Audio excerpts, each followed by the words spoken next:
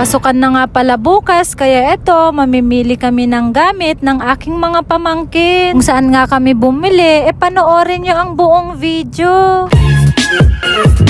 Hello guys, it's me, your half ibanag, half gadang, Miss Mia mo. Ngayong araw nga ay magdadrive tayo papuntang Rojas. Doon nga pala kami magkita-kita ng mga aking pamangkin na aking ibibilhan ng kanilang mga school supplies. Bale ako nga ang driver ngayon dahil ang litag Eric nyo nakasiting pretty sa likod. Ayaw na nga ata tayong ipag-drive dahil meron na tayong lisensya. O siya, balik na tayo kung bakit tayo pupunta ng Rojas. Fast forward nga, nakarating na tayo. At pagkarating nga namin, dumiretso kami sa bilihan ng mga school supplies. Sabi ko nga sa kanila, bilhin nila lahat ang kailangan nila. Dahil hindi araw-araw ay gagawin ko ito. Basta ang sabi ko sa kanila, kung anong kailangan nila sa school, kunin na nila. At yun na nga, yung aking ipag ay kuha ng napakarami. Akala mo naman nakasali sa hakot mo, premyo mo.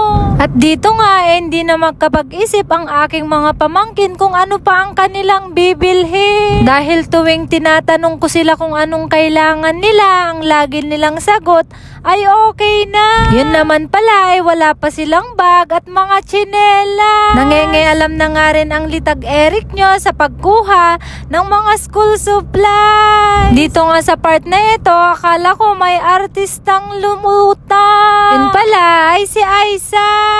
Namimili na nga sila dito ng bag kung anong gusto nila. Pero mukhang hindi sila makapili sa dami ng pagpipilihan. Dito nga, hindi na naman sila makapili kung anong tsinelas ang kukunin nila. Dahil nga sa dami ng pagpipilihan ay talagang malilito ka. After 10 years nga, buti na lang ay nakapili din sila. Nung nabili na nga nila ang mga kailangan nila, ay pumunta na kami agad sa counter. At nung nasa counter nga kami, medyo kinakabahan na nga ako. Dahil nga imbes na magbabayad na nga kami, marami pang pahabol ang aking ipag. Kung ano-ano pa nga ang kinukuha na binibigay sa kanyang anak at kanyang mga pamangkin. Pinaghihiwalay na nga namin sa magkakaibang plastic ang kanilang gamit. Para nga hindi na sila malito kapag umuwi sila.